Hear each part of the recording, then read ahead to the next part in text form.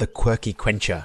Once upon a time in the fair land of Brickshire, nestled by the enchanting River Eldermist, there stood an old watermill known as the Quirky Quencher. Its wooden wheel creaked and groaned, turning tirelessly with a ceaseless flow of the river's embrace, which in turn powered the grinding stones inside. The watermill was perched upon sturdy stone foundations, its timber framework soaring high into the sky. This extraordinary watermill, with its 2 towering floors, was home to a jolly miller named Oliver and his delightful family. Oliver, a portly fellow with a round belly and a twinkle in his eye, was often seen wearing flour, dusted breeches, and a mischievous grin. Oliver would wake before dawn, don his rugged apron, and set the millstones in motion.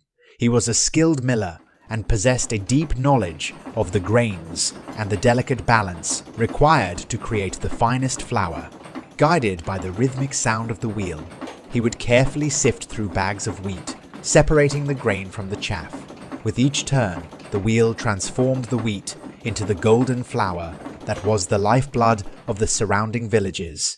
His loving wife, Lady Emilia, was renowned for her enchanting laughter that could rival the babbling of the river itself. Emilia, a gentle and resourceful woman, assisted her husband by managing the mill's administrative tasks. She kept meticulous records, documenting the transactions and maintaining contact with the local bakers and merchants who relied on the mill for their supplies.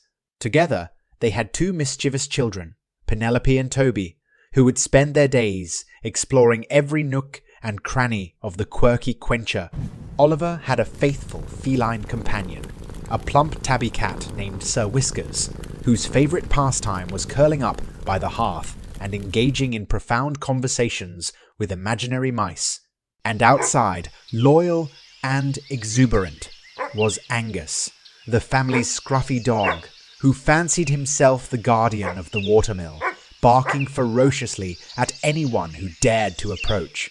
In the serene rear of the Quirky Quencher, a magnificent apple tree stretched its branches towards the heavens, offering its juicy fruits to the family. Penelope and Toby would climb the tree and munch on apples, their faces painted with delightful delight. Emilia would use these apples to make her famous apple pies, filling the mill with a tantalizing aroma that would make anyone's mouth water.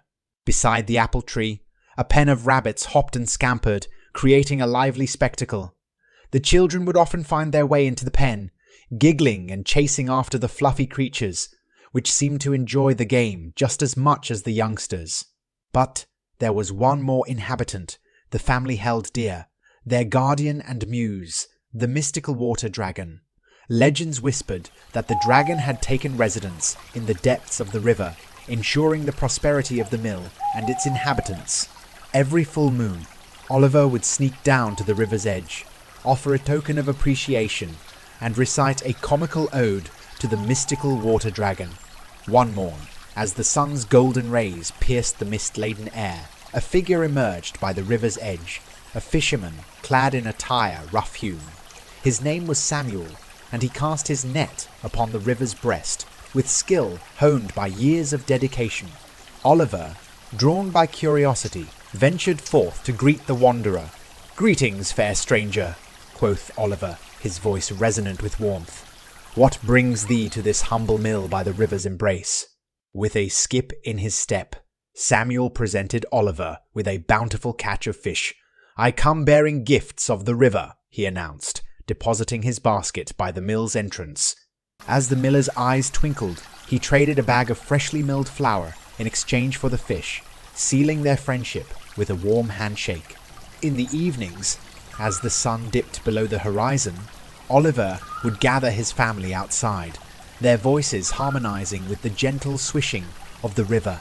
They would sing songs of joy and gratitude, their hearts brimming with love for each other and the wondrous world around them. For in the Quirky Quencher, love, mirth, and the spirit of merriment bloomed like the wildflowers along the riverbanks, forever reminding them that life is truly a whimsical Lego adventure